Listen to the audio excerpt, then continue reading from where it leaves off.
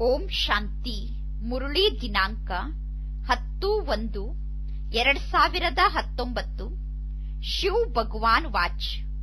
ಮಧುರ ಮಕ್ಕಳೇ, ತಂದೆಯ ಮಕ್ಕಳಾಗಿ ತಂದೆಯ ಹೆಸರನ್ನು ಪ್ರತ್ಯಕ್ಷ ಮಾಡಬೇಕು.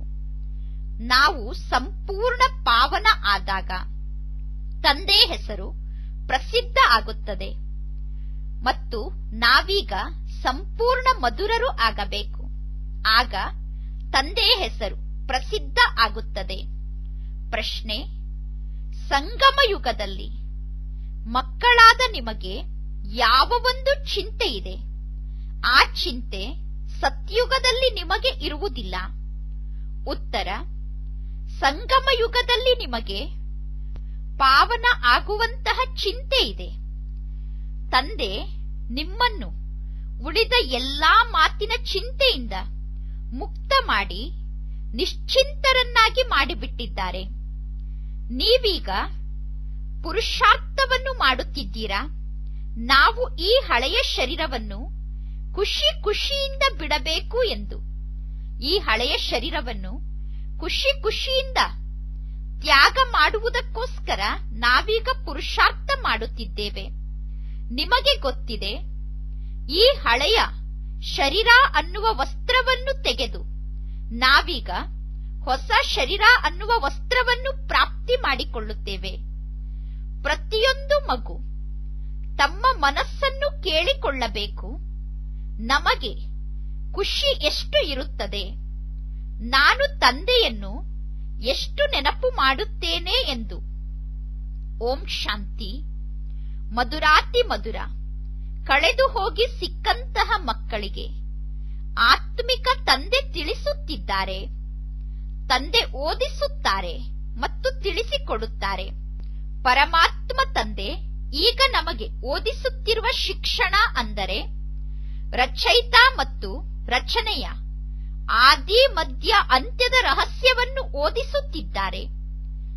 ಮತ್ತು ಪರಮಾತ್ಮ ತಂದೆ ನಮಗೆ ತಿಳಿಸುತ್ತಿದ್ದಾರೆ, ಸರ್ವಗುಣ ಸಂಪನ್ನರಾಗಿ ದೈವಿ ಗುಣಗಳನ್ನು ಧಾರಣೆ ಮಾಡಿಕೊಳ್ಳಿ.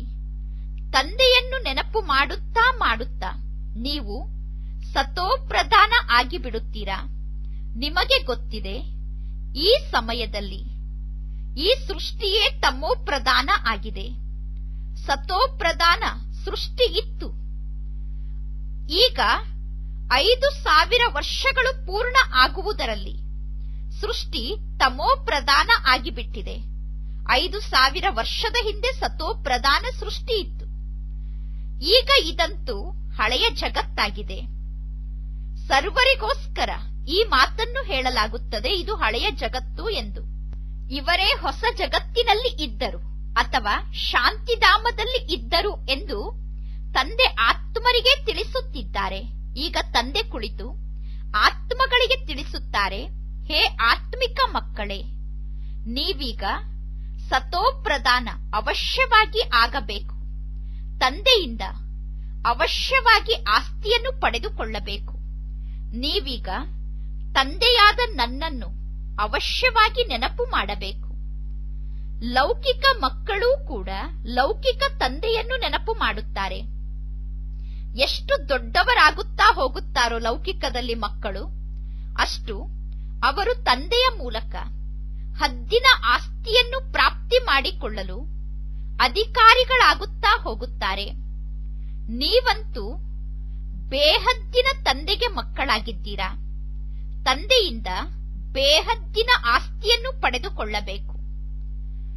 ಈಗ ಭಕ್ತಿ ಮುಂತಾದದ್ದನ್ನು ನೀವು ಮಾಡುವ ಅವಶ್ಯಕತೆ ಇಲ್ಲ. ಈಗ ಮಕ್ಕಳಾದ ನೀವು ತಿಳಿದುಕೊಂಡಿದ್ದೀರಾ, ಇದು ಒಂದು ವಿಶ್ವವಿದ್ಯಾಲಯ ಆಗಿದೆ.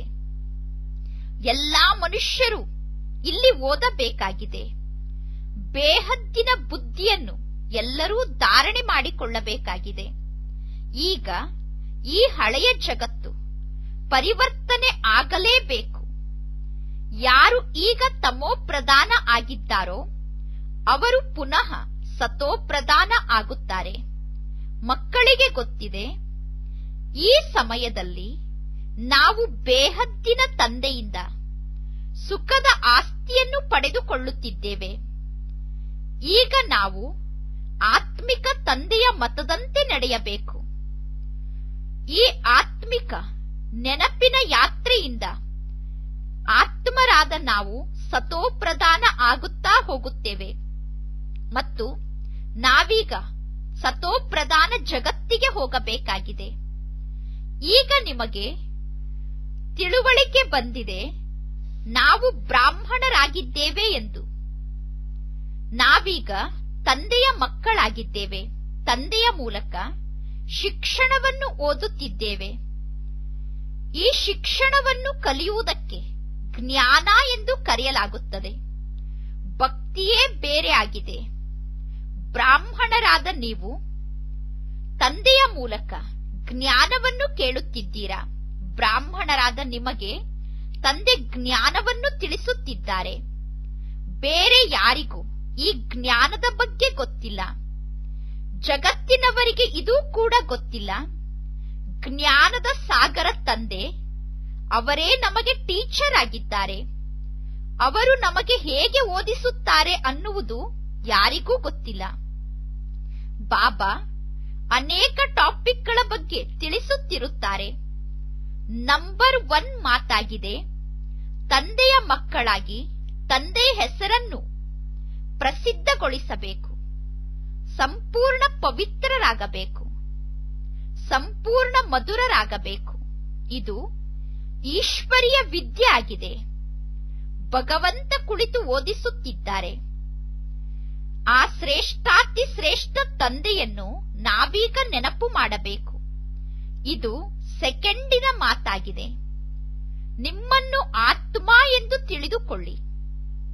ನಿಮಗೆ ಗೊತ್ತಿದೆ, ಆತ್ಮರಾದ ನಾವು ಶಾಂತಿಧಾಮದಲ್ಲಿ ನಿವಾಸ ಮಾಡುತ್ತೇವೆ. ನಂತರ ಪಾತ್ರವನ್ನು ಅಭಿನಯ ಮಾಡಲು ಇಲ್ಲಿಗೆ ಬರುತ್ತೇವೆ. ಪುನರ್ಜನ್ಮವನ್ನು ಅವಶ್ಯವಾಗಿ ತೆಗೆದುಕೊಳ್ಳುತ್ತೇವೆ. ನಂಬರ್ ವಾರಾಗಿ 84 ಜನ್ಮವನ್ನು ತೆಗೆದುಕೊಂಡು ಪಾತ್ರವನ್ನು ಮಾಡುತ್ತಾ ನಾವೀಗ ನಮ್ಮ ಪಾತ್ರವನ್ನು ಪೂರ್ಣಗೊಳಿಸಿದ್ದೇವೆ. ಈ ಶಿಕ್ಷಣವನ್ನು ನಾವೀಗ ತಿಳಿದುಕೊಳ್ಳಬೇಕು. ಪಾತ್ರವನ್ನೂ ತಿಳಿದುಕೊಳ್ಳಬೇಕು. ನಾಟಕದ ರಹಸ್ಯ ಕೂಡ ನಿಮ್ಮ ಬುದ್ಧಿಯಲ್ಲಿ ಇದೆ. ನಿಮಗೆ ಗೊತ್ತಿದೆ, ಇದು ನಮ್ಮ ಅಂತಿಮ ಜನ್ಮ ಆಗಿದೆ. ಈಗ ನಮಗೆ ತಂದೆ ಸಿಕ್ಕಿದ್ದಾರೆ. ನಾವೀಗ 84 ಜನ್ಮವನ್ನು ಪೂರ್ಣಗೊಳಿಸಿದ್ದೇವೆ. 84 ಜನ್ಮ ನಮ್ಮದು ಪೂರ್ಣ ಆದ ತಕ್ಷಣ ಈ ಹಳೆಯ ಜಗತ್ತು ಬದಲಾಗುತ್ತದೆ. ನೀವೀಗ ಈ ಬೇಹದ್ದಿನ ನಾಟಕವನ್ನು 84 ಜನ್ಮವನ್ನು ಮತ್ತು ಈ ಶಿಕ್ಷಣವನ್ನು ತಿಳಿದುಕೊಂಡಿದ್ದೀರಾ. 84 ಜನ್ಮವನ್ನು ಪಡೆದುಕೊಳ್ಳುತ್ತಾ ಈಗ ಅಂತ್ಯದಲ್ಲಿ ಬಂದು ನಿಂತಿದ್ದೀರಾ. ಈಗ ನೀವು ಶಿಕ್ಷಣವನ್ನು ಓದುತ್ತಿದ್ದೀರಾ. ನಂತರ ಹೊಸ ಜಗತ್ತಿಗೆ ಹೋಗುತ್ತೀರಾ. ಅನೇಕ ಹೊಸ ಹೊಸ ಮಕ್ಕಳು ಬರುತ್ತಿರುತ್ತಾರೆ. ಅವರಿಗೆ ಸ್ವಲ್ಪ ತಂದೆಯ ಬಗ್ಗೆ ನಿಶ್ಚಯ ಆಗುತ್ತಾ ಹೋಗುತ್ತದೆ. ಕೆಲವರು ಈ ಶಿಕ್ಷಣ ಓದುವುದರಲ್ಲಿ ತೊಡಗಿಬಿಡುತ್ತಾರೆ.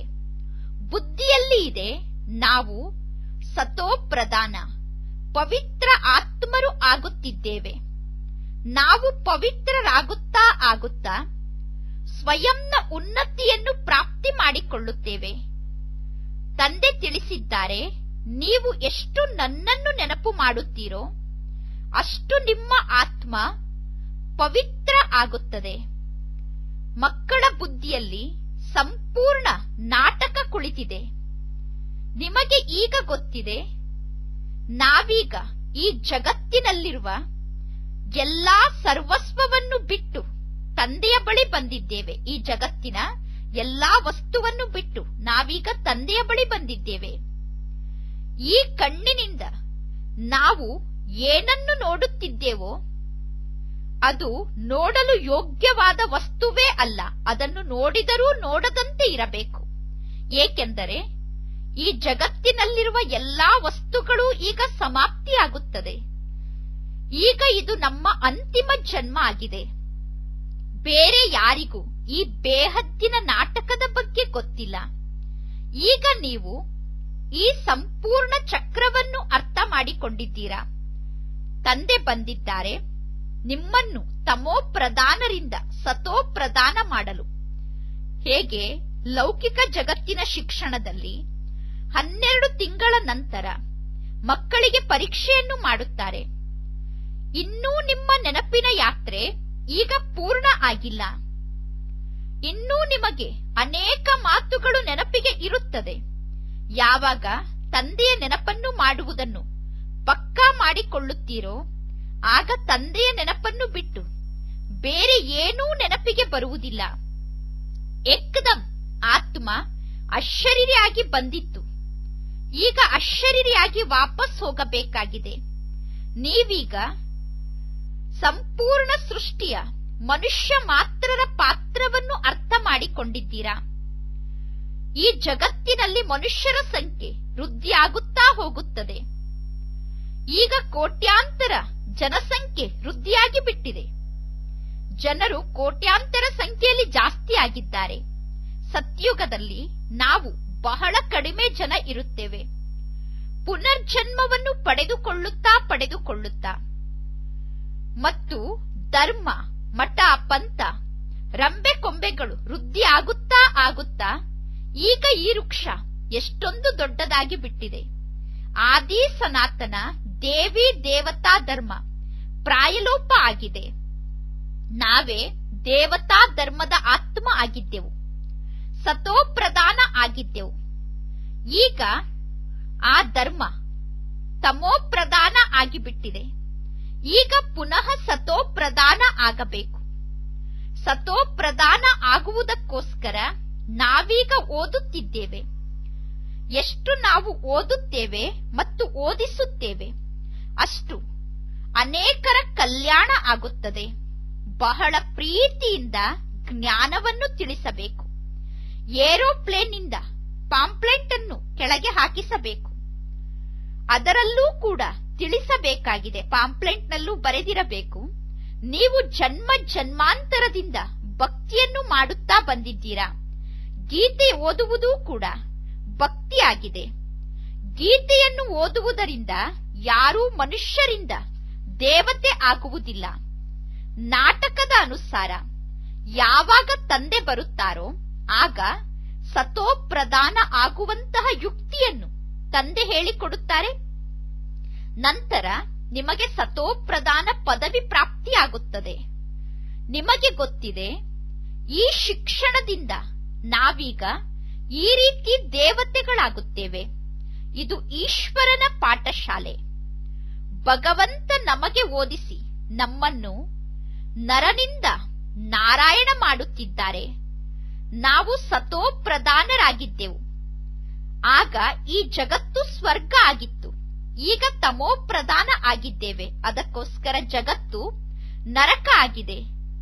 ಈಗ ಪುನಃ ಈ ಚಕ್ರ ಪುನರಾವರ್ತನೆ ಆಗುತ್ತದೆ. ಚಕ್ರ ತಿರುಗುತ್ತಿರುತ್ತದೆ. ತಂದೆ ಬಂದು ಮನುಷ್ಯರನ್ನು ದೇವತೆಯನ್ನಾಗಿ ಮಾಡುತ್ತಾರೆ. ಮನುಷ್ಯರನ್ನು ದೇವತೆಯನ್ನಾಗಿ ಮಾಡಲು, ವಿಶ್ವದ ಮಾಲೀಕರನ್ನಾಗಿ ಮಾಡಲು ತಂದೆ ಮಕ್ಕಳ ಮೂಲಕ ಪುರುಷಾರ್ಥ ಮಾಡಿಸುತ್ತಾರೆ. ತಂದೆಯನ್ನು ನೆನಪು ಮಾಡಬೇಕು ಮತ್ತು ದೈವಿ ಗುಣವನ್ನು ಧಾರಣೆ ಮಾಡಿಕೊಳ್ಳಬೇಕು. ನೀವೀಗ ಜಗಳ ಆಡಬಾರದು, ಹೊಡೆದಾಡಬಾರದು. ದೇವತೆಗಳು ಎಂದೂ ಕೂಡ ಪರಸ್ಪರ ಜಗಳ ಆಡುವುದು, ಹೊಡೆದಾಡುವುದನ್ನು ಮಾಡುವುದಿಲ್ಲ. ನೀವೀಗ ಆ ರೀತಿ ದೇವತೆಗಳಾಗಬೇಕು. ನೀವೇ ಈ ರೀತಿ ಸರ್ವಗುಣ ಸಂಪನ್ನರಾಗಿದ್ದೀರಿ. ಈಗ ಪುನಃ ಶ್ರೀಮತದಂತೆ ನಡೆದು ಸರ್ವಗುಣ ಸಂಪನ್ನರಾಗಬೇಕು. ನಿಮ್ಮನ್ನು ನೀವು ಕೇಳಿಕೊಳ್ಳಿ, ನನಗೆ ಈಗ ಎಷ್ಟು ಖುಷಿ ಇದೆ, ನನಗೆ ತಂದೆಯ ಮೇಲೆ ಎಷ್ಟು ನಿಶ್ಚಯ ಇದೆ. ಇಡೀ ದಿನ ನಾನು ತಂದೆಯ ನೆನಪಿನಲ್ಲಿ ಇರುತ್ತೇನಾ? ಆದರೆ ನಾವೀಗ ಇಡೀ ದಿನ ತಂದೆಯ ನೆನಪಿನಲ್ಲೇ ಇರಬೇಕು. ಮಾಯೆ ಈ ರೀತಿ ಇದೆ, ತಂದೆಯ ನೆನಪನ್ನು ಮರೆಸಿ ಬಿಡುತ್ತದೆ.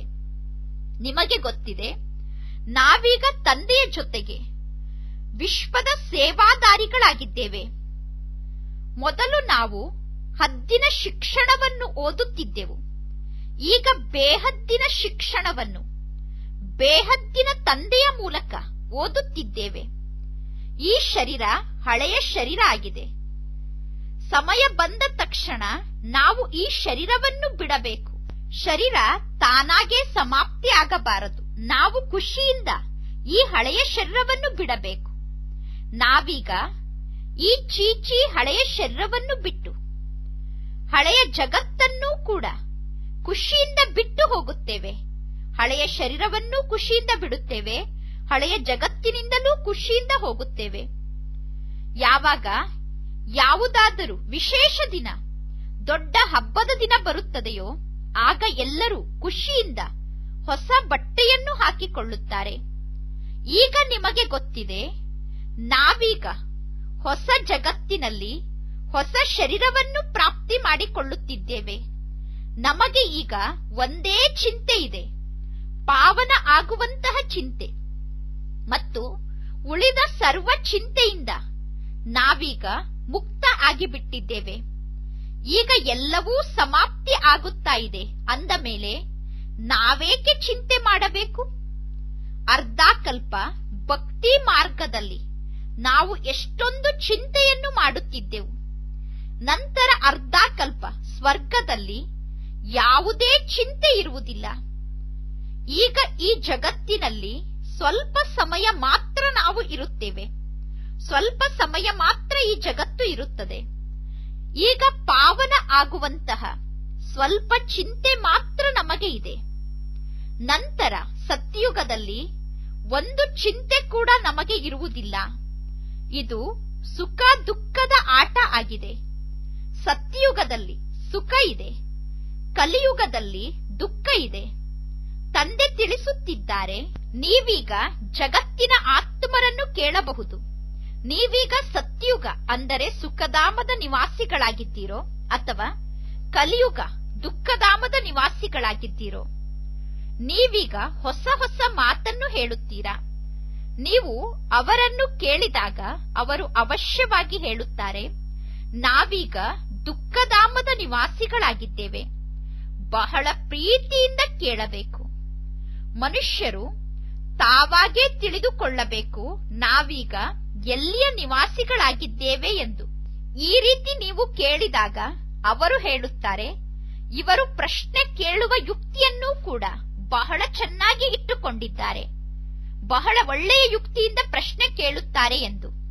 ಬಲೆ, ಎಷ್ಟು ದೊಡ್ಡ ವ್ಯಕ್ತಿ ಬೇಕಾದರೂ ಆಗಿರಬಹುದು, ಧನವಂತರಾಗಿರಬಹುದು, ಆದರೆ ಎಲ್ಲರೂ ನರಕವಾಸಿಗಳೇ ಆಗಿದ್ದಾರೆ. ಸ್ವರ್ಗ ಅಂತೂ ಹೊಸ ಜಗತ್ತಾಗಿತ್ತು. ಹೊಸ ಜಗತ್ತಿಗೆ ಸ್ವರ್ಗ ಎಂದು ಕರೆಯುತ್ತೇವೆ. ಈಗ ಇದು ಕಲಿಯುಗ. ಕಲಿಯುಗ ಅಂದರೆ ಹಳೆಯ ಜಗತ್ತಾಗಿದೆ. ಈ ಪ್ರಶ್ನೆ ಬಹಳ ಒಳ್ಳೆಯ ಪ್ರಶ್ನೆ ಆಗಿದೆ. ಏಣಿಯಲ್ಲೂ ಕೂಡ ಕ್ಲಿಯರ್ ಆಗಿ ಇದೆ. ನೀವು ಸುಖಧಾಮದಲ್ಲಿ ಇದ್ದೀರೋ ಅಥವಾ ದುಃಖಧಾಮದಲ್ಲಿ ಇದ್ದೀರೋ? ಇದು ನರಕವೋ ಅಥವಾ ಸ್ವರ್ಗವೋ? ಇಲ್ಲಿ ದೇವತೆಗಳಿದ್ದಾರೋ ಅಥವಾ ಅಸುರರಿದ್ದಾರೋ? ಇದನ್ನು ಕೇಳಬೇಕು. ನೀವೀಗ ದೇವತೆ ಆಗಿದ್ದೀರೋ ಅಥವಾ ಅಸುರರಾಗಿದ್ದೀರೋ ಎಂದು. ಅವಶ್ಯವಾಗಿ ಸತ್ಯುಗಕ್ಕೆ ದೇವತೆಗಳ ಜಗತ್ತು ಎಂದು ಕರೆಯುತ್ತೇವೆ. ಕಲಿಯುಗಕ್ಕೆ ನರಕ, ಅಸುರಿ ಜಗತ್ತು ಎಂದು ಕರೆಯುತ್ತೇವೆ. ಅಂದ ಮೇಲೆ ಕೇಳಬೇಕು, ಸತ್ಯುಗದ ದೈವಿ ಜಗತ್ತಿನ ನಿವಾಸಿಗಳು ನೀವೀಗ ಆಗಿದ್ದೀರೋ ಅಥವಾ ಕಲಿಯುಗದ ಅಸುರಿ ಜಗತ್ತಿನ ವಾಸಿಗಳಾಗಿದ್ದೀರೋ? ಬಲೆ, ಎಷ್ಟಾದರೂ ನೀವು ಧನವಂತರಾಗಿರಬಹುದು, ಆದರೆ ನೀವು ಎಲ್ಲಿ ನಿವಾಸವನ್ನು ಮಾಡುತ್ತಿದ್ದೀರಾ? ಈಗ ನಿಮಗೆ ಜ್ಞಾನ ಗೊತ್ತಾಗಿದೆ. ಮೊದಲು ಈ ಮಾತುಗಳು ನಿಮಗೆ ವಿಚಾರದಲ್ಲೂ ಕೂಡ ಇರಲಿಲ್ಲ. ಈಗ ನೀವು ತಿಳಿದುಕೊಂಡಿದ್ದೀರಾ, ನಾವು ಸಂಗಮ ಯುಗದಲ್ಲಿ ಇದ್ದೇವೆ. ಯಾರು ಕಲಿಯುಗದಲ್ಲಿ ಇದ್ದಾರೋ ಅವರು ಪತಿತ ನರಕವಾಸಿಗಳಾಗಿದ್ದಾರೆ. ಈಗ ಪುನಃ ಪಾವನ ಆಗಬೇಕು.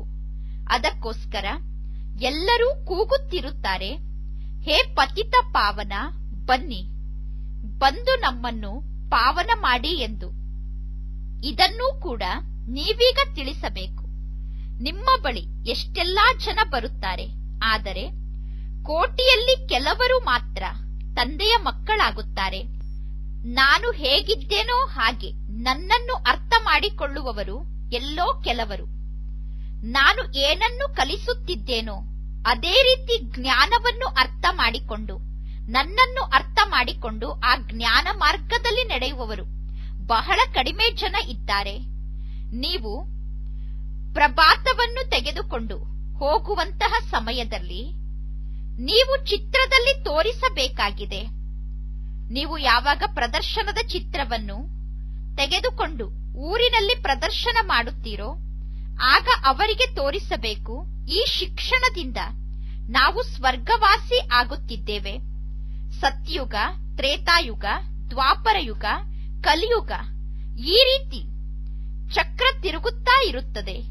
ಈಗ ನಿಮ್ಮ ಬುದ್ಧಿಯಲ್ಲಿ ಸಂಪೂರ್ಣ ಚಕ್ರದ ಜ್ಞಾನ ಇದೆ. ನಂತರ ನೀವು ಸುಖಧಾಮ, ಶಾಂತಿಧಾಮದ ಮಾಲೀಕರಾಗುತ್ತೀರಾ. ಸುಖಧಾಮದಲ್ಲಿ ದುಃಖದ ಹೆಸರೂ ಕೂಡ ಇರುವುದಿಲ್ಲ. ಒಂದು ವೇಳೆ ನೀವು ಸಂಪೂರ್ಣ ಶಿಕ್ಷಣವನ್ನು ಓದದೇ ಇದ್ದರೆ ಕಡಿಮೆ ಪದವಿಯನ್ನು ಪಡೆದುಕೊಳ್ಳಬೇಕಾಗುತ್ತದೆ. ಇದಂತೂ ಸಾಮಾನ್ಯ ಮಾತಾಗಿದೆ. ಆದ್ದರಿಂದ ಬೇಹದ್ದಿನ ತಂದೆಯಿಂದ ಚೆನ್ನಾಗಿ ಶಿಕ್ಷಣವನ್ನು ಕಲಿತು ಬೇಹದ್ದಿನ ಆಸ್ತಿಯನ್ನು ಪಡೆದುಕೊಳ್ಳಿ. ಕೇವಲ ತಮ್ಮನ್ನು ಆತ್ಮ ಎಂದು ತಿಳಿದುಕೊಳ್ಳಿ ಮತ್ತು ಬೇಹದ್ದಿನ ತಂದೆಯನ್ನು ನೆನಪು ಮಾಡಬೇಕು. ಬಹಳ ಮಧುರ ತಂದೆ ಆಗಿದ್ದಾರೆ. ಅವರ ಆದೇಶದಂತೆ ದೇಹ ಸಹಿತ ದೇಹದ ಎಲ್ಲಾ ಬಂಧನವನ್ನು ಸಮಾಪ್ತಿ ಮಾಡಿಕೊಳ್ಳಿ. ಆತ್ಮ ಅಂತೂ ಅವಿನಾಶಿಯಾಗಿದೆ.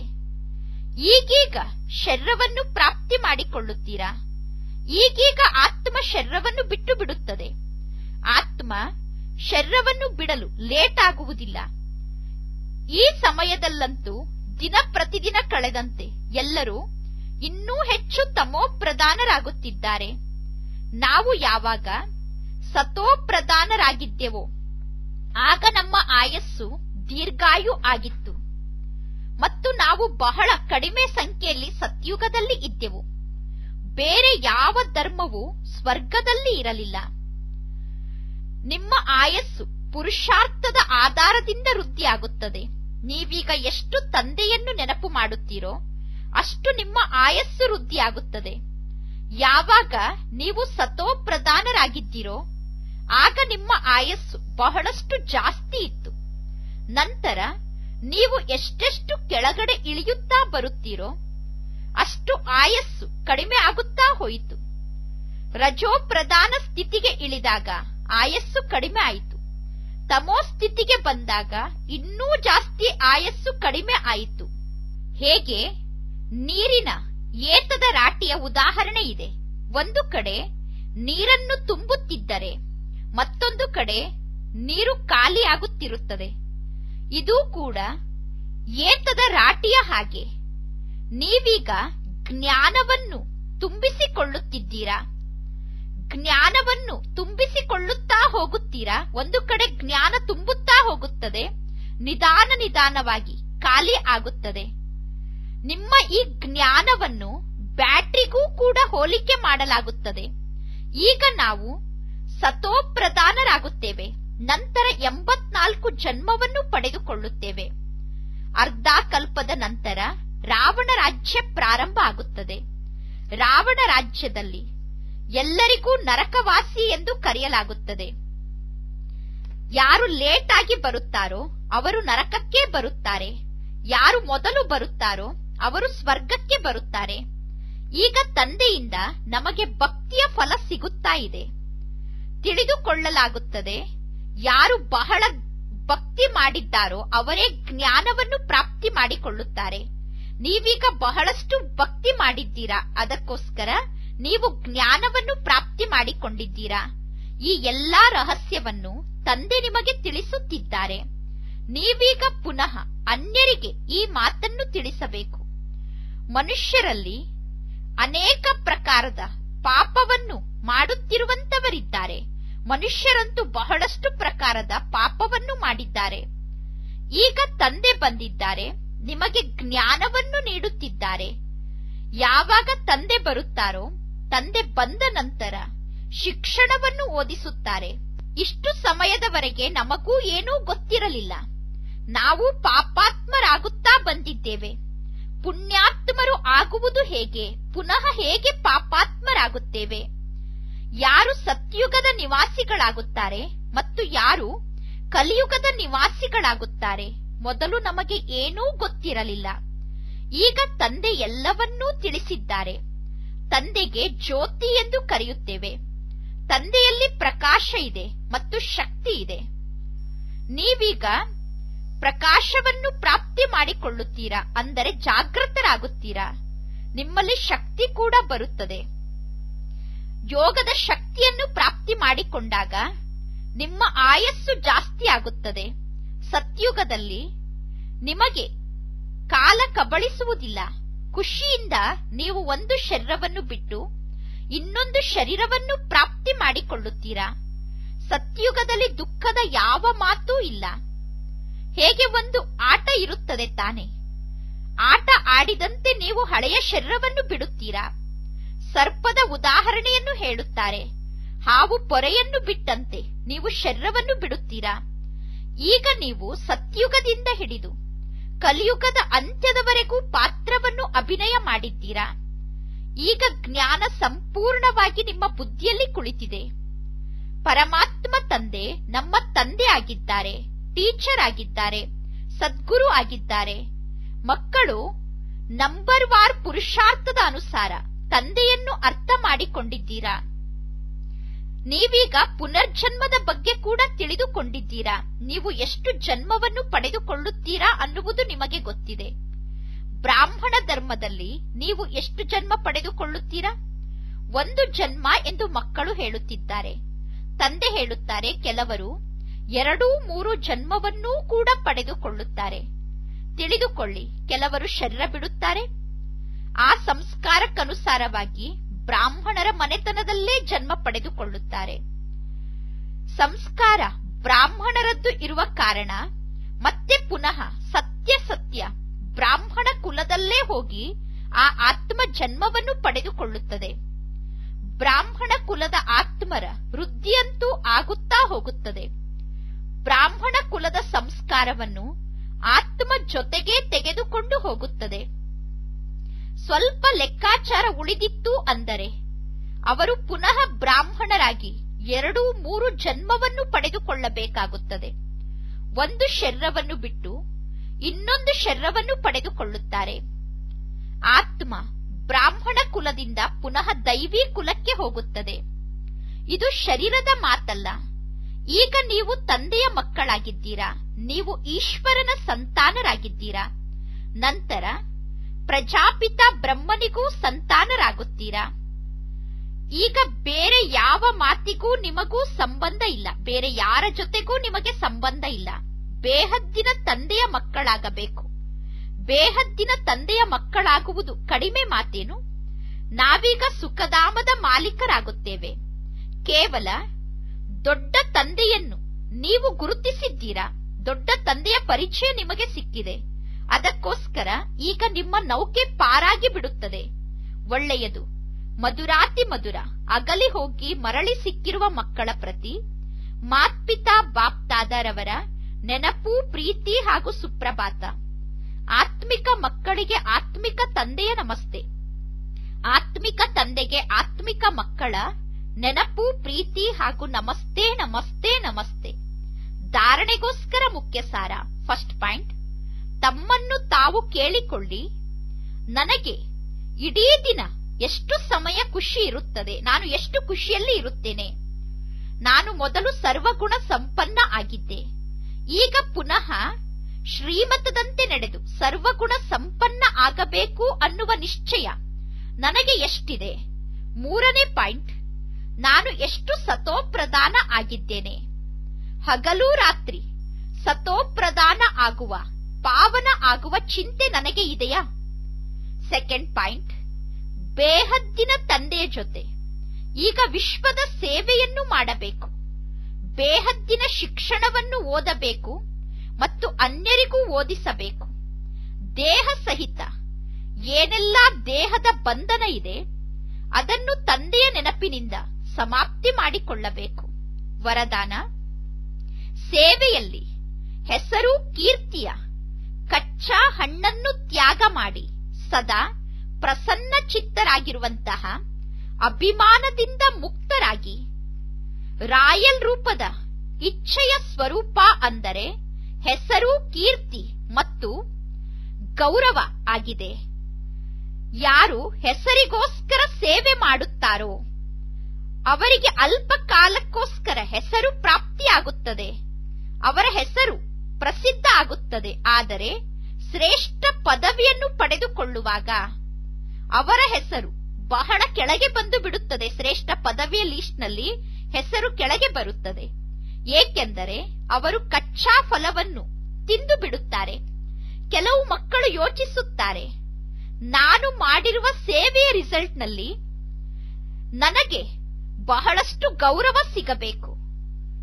ಆದರೆ ಇದು ಗೌರವವನ್ನು ಪ್ರಾಪ್ತಿ ಮಾಡಿಕೊಳ್ಳುವ ಇಚ್ಛೆ ಅಲ್ಲ, ಇದು ಅಭಿಮಾನ ಆಗಿದೆ. ಎಲ್ಲಿ ಅಭಿಮಾನ ಇದೆಯೋ ಅಲ್ಲಿ ಪ್ರಸನ್ನತೆ ಇರಲು ಸಾಧ್ಯ ಇಲ್ಲ. ಅದಕ್ಕೋಸ್ಕರ ಅಭಿಮಾನದಿಂದ ಮುಕ್ತರಾಗಿ ಸದಾ ಪ್ರಸನ್ನತೆಯ ಅನುಭವವನ್ನು ಮಾಡಿ. ಶ್ಲೋಗನ್: ಪರಮಾತ್ಮನ ಪ್ರೀತಿಯ ಸುಖದ ಉಯ್ಯಾಲೆಯಲ್ಲಿ ಆಟ ಆಡುತ್ತಾ ಇರಿ, ಆಗ ದುಃಖದ ಅಲೆ ನಿಮ್ಮ ಸಮೀಪಕ್ಕೆ ಬರಲು ಸಾಧ್ಯ ಇಲ್ಲ. ಬ್ರಹ್ಮ ತಂದೆಯ ಸಮಾನ ಸಂಪನ್ನ ಆಗುವುದಕ್ಕೋಸ್ಕರ ಜನವರಿ ಮಾಸದ ವಿಶೇಷ ಪುರುಷಾರ್ಥ. ನಂಬರ್ 1, ಬ್ರಹ್ಮ ತಂದೆಯ ಆತ್ಮದ ಜೊತೆಗೆ ನಾವೆಲ್ಲರೂ ಕೂಡ ಸೂಕ್ಷ್ಮ ದೇವತೆಯಾಗಿ ಸೂಕ್ಷ್ಮ ವತನಕ್ಕೆ ಹೋಗಿ ನಂತರ ಬ್ರಹ್ಮ ತಂದೆಯ ಜೊತೆಗೆ ಪರಮಧಾಮಕ್ಕೆ ಹೋಗಬೇಕು. ಅದಕ್ಕೋಸ್ಕರ ಮನಸ್ಸಿನ ಏಕಾಗ್ರತೆಯ ಕಡೆ ವಿಶೇಷವಾಗಿ ಗಮನ ಕೊಡಿ. ಆರ್ಡರ್ನಂತೆ ಮನಸ್ಸನ್ನು ನಡೆಸಿ. ಪ್ರತಿಯೊಂದು ಮಾತಿನಲ್ಲಿ, ವೃತ್ತಿಯಲ್ಲಿ, ದೃಷ್ಟಿಯಲ್ಲಿ, ಕರ್ಮದಲ್ಲಿ ಭಿನ್ನತೆಯ ಅನುಭವ ಮಾಡಿ. ಸೂಕ್ಷ್ಮ ದೇವತಾ ಸ್ವರೂಪದ ಅನುಭವವನ್ನು ಸ್ವಯಂ ಕೂಡ ಮಾಡಿ ಮತ್ತು ಅನ್ಯರಿಗೂ ಮಾಡಿಸಿ. ಒಳ್ಳೆಯದು. ಓಂ ಶಾಂತಿ.